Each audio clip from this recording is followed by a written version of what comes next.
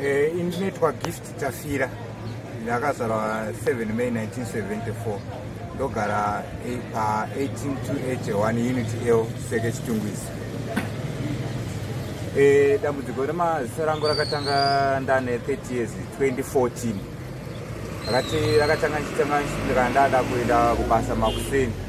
Ndotanga kuona mhute tamist ndiri pabus stop. Saka zvakaitika nguva yakareba ndichiti ndakasvika pabus stop ndichida kuti ndiende kubasa. Ndopedzera ndadzidzokera Pfumba. Dzakuma 10 AM. Bus time basa yatopfuura. Ndona ndakuona zviri ndoti mangwana ndichafuma ndichidzokera kupi. Ndichafuma ndichienda kubasa. Ndageza futi ndakuda kuti ndichienda kubasa. Ndotanga kuona mhuti mist. Ndisati ndambosvika kubus stop. Ndodzoka futi Pfumba. Ndoti pamwe dzichapera nekukurumidza time yekubasa isati yakwana. Saka zvakaita nguva yakareba kupedzisira ndisakwanise kuenda kubasa.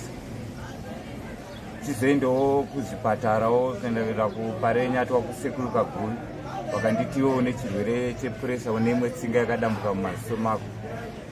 Yakatsemuka inorasa mvura kuti usaone zviri clear. Vakandioperata. Vakazotiwo hapana chakachinja. Vakati takafoira kuvhara tsinga yacho saka uchimidzi iwo mukurarama kwako hauchatoona zvamuchose. Saka mararamiro angu andiri kuita upenyu hwangu hwese ndakamboedza kufamba kuenda kuchivanhu kumapostori. Mapostori vainditiwo wakananzwa nenyoka ndo zvakaita kuti usaone muupenyu hwako. Asi vakaedzawo kundibatsirawo asi hapana chakabuda. Umwewo vaitondichajawo mari yemombe asi handina kuwanawo mari yacho kuti ndikwanise kubhadharawo vechivanhu ivavo asi ndakambozama kwese kumapostori. Ezvo ndane 17 years ndine dambudziko remaziso zvokuti mukurarama kwangu kwandiri kuita handikurarama semunhu wokupedzisira nenyaya yekusaona kwandakuita. Zvokutambura zvokuti kana shamwari chaidzo hapana munhu anda kutamba nemunhu asingaoni. Kana mukadzi chaino akabva atoti handikwanise kuramba ndichigara newe. Vakatondisiya mune zvakandoita shamwari ndakutsvagawo mumwe murume pane kuti ndirambe ndichigara newe. Saka ndakati shamwari zviri nani hakuwandisiyako ndiri mupenyu.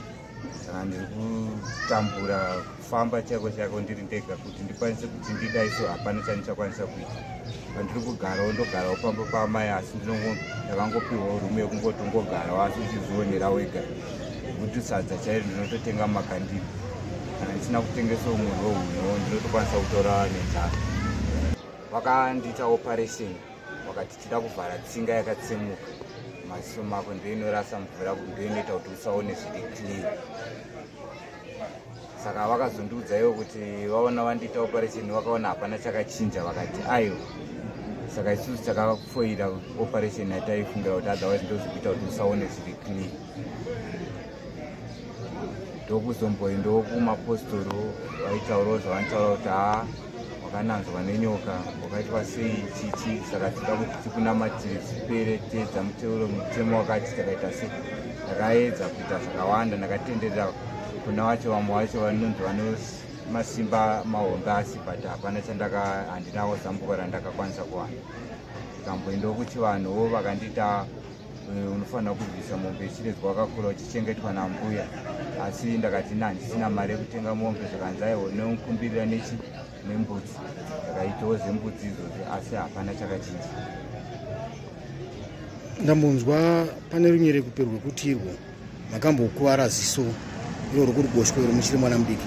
Ziso ndini when I was 8 years ndakarohwa nekahuni nambuya yangu nehuni nekahuni asi ndakatonorapwa kuhospital ndakatoenda kuchikoro ndichitoona zvakanaka kutosvika kuma30 years ndisina kana dambudziko kuti ndakatozvikangana kuti ndine ziso rangu randakamborohwa ndichiri mwana mudiki.